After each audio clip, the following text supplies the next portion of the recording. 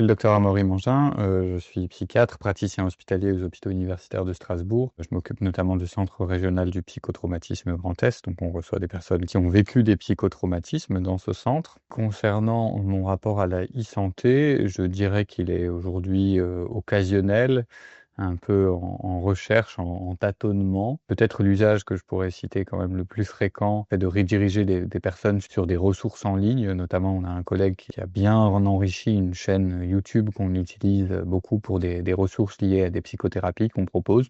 Donc là, ce sont des vidéos que les personnes peuvent regarder.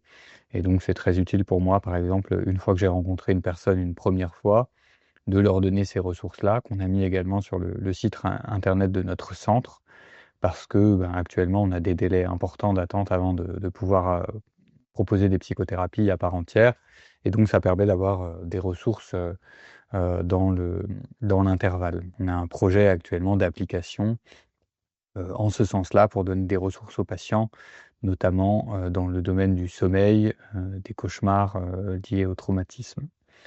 Voilà les usages les plus fréquents que j'ai. Ensuite, pour évoquer un usage en particulier d'un casque, alors je citerai le nom du casque qui s'appelle HypnoVR. Je sais qu'il y a d'autres casques de réalité virtuelle, mais celui-ci m'a intéressé en premier parce que d'une part, je me suis formé à l'hypnose et donc ce casque-là va proposer finalement des séances d'hypnose dirigées pour les patients, pour réduire le stress notamment, dans certaines conditions médicales. Avant tout, il a été créé par des anesthésistes, donc utilisé aussi en amont d'une anesthésie pour permettre de diminuer le stress. Je ne sais pas si aujourd'hui il l'utilise vraiment pleinement comme alternative parfois à l'anesthésie, parce qu'on sait qu'il y a des personnes qui utilisent l'hypnose comme une anesthésie à part entière pour certaines opérations. En tous les cas, dans mon domaine, je l'ai découvert sur un congrès de psychiatrie et j'avais pu faire une séance qui proposait un voyage comme ça, très immersif sur une plage. J'avais trouvé ça personnellement très apaisant. C'est vrai qu'aujourd'hui, on n'en a pas développé l'usage dans notre centre, même si à un moment j'avais contacté les créateurs d'HypnoVR. L'usage le plus développé que je connais, c'était pendant la période Covid, où on a monté des dispositifs de soutien aux soignants. Et dans ces lieux, le dispositif HypnoVR a été mis à disposition, où les personnes pouvaient venir se poser sur des gros poufs confortables ou des chaises, les chaises longues comme ça pour vraiment se détendre et bénéficier justement d'une séance guidée avec ce casque de réalité virtuelle. Et ce que je trouve très intéressant aussi, c'est que les personnes ont le choix de la voix, une voix d'homme, une voix de femme, le choix du lieu, forêt, plage, etc. Donc il y a vraiment quelque chose qui est très adaptable à l'utilisateur et aujourd'hui, c'est d'ailleurs développé puisque les salles de repos qu'on avait créées pendant le Covid sur les sites de Haute-Pierre et de l'hôpital civil à Strasbourg, aujourd'hui ont été transformées en des lieux qui s'appellent la Bulle. Ces casques de réalité virtuelle continuent à être à disposition des soignants. Dans un usage futur de nos services, ça pourrait être en amont ou après des séances d'exposition de la psychothérapie centrée sur le trauma, donc qui est assez exigeante émotionnellement pour les personnes, d'avoir un espace de repos, par exemple avec une guidance par ce type de casque. Ce sont des perspectives possibles. Encore une autre utilisation que je peux évoquer sur la réalité virtuelle, là je parlais vraiment de ce côté hypno-VR, mais je sais qu'elle est utilisée aussi pour créer des environnements de réalité virtuelle pour les phobies. Par exemple, la phobie du vide, où on va créer des environnements virtuels où les personnes vont se retrouver sur des hauteurs progressivement de plus en plus importantes jusqu'à marcher sur des poutres entre deux gratte-ciel de manière virtuelle. Gros avantage, c'est qu'il n'y a pas de réel danger, tout en étant une réelle exposition à ce type de situation.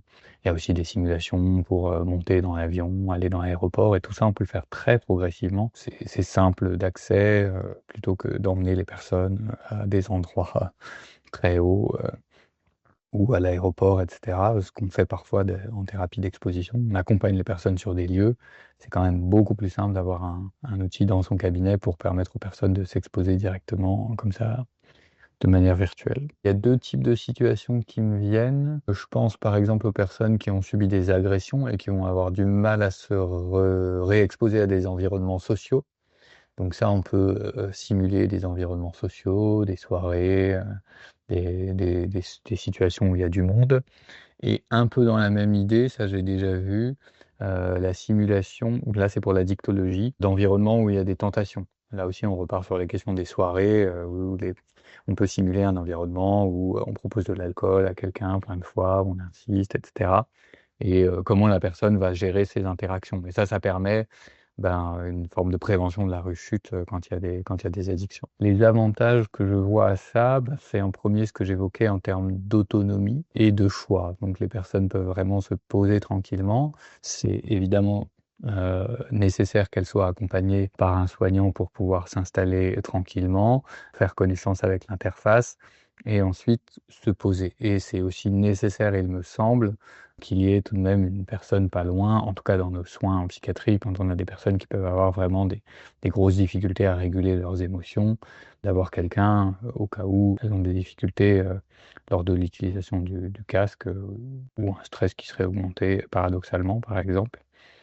Voilà pour l'avantage que je vois, forme de descente après des psychothérapies assez exigeantes ou une forme d'apprentissage de la régulation des émotions, comme on peut le voir aussi avec des applications de cohérence cardiaque, que là, on peut parfois utiliser soit en séance, soit simplement recommander aux personnes pour qu'elles s'entraînent entre les séances. Là, l'avantage des applications, c'est que c'est un peu plus facile à transporter à la maison alors qu'HypnoVR ou les casques de réalité virtuelle, et là ça on entre dans les limites, c'est plus coûteux. C'est peut-être justement pas toujours des interfaces, voilà, il faut quand même se familiariser avec. Je sais que parfois il existe un mal de la réalité virtuelle, un petit peu comme le mal de mer où les gens se sentent un peu perdus. Mais normalement avec la solution que j'évoque là, ça devrait pas trop arriver. Une limite peut-être qui peut être assez fréquente dans ces utilisations-là, ce sont peut-être les personnes âgées qui vont être moins sensibles, moins familiarisées avec ces outils-là et il faut toujours veiller à ce qu'elles soient pas exclues des soins.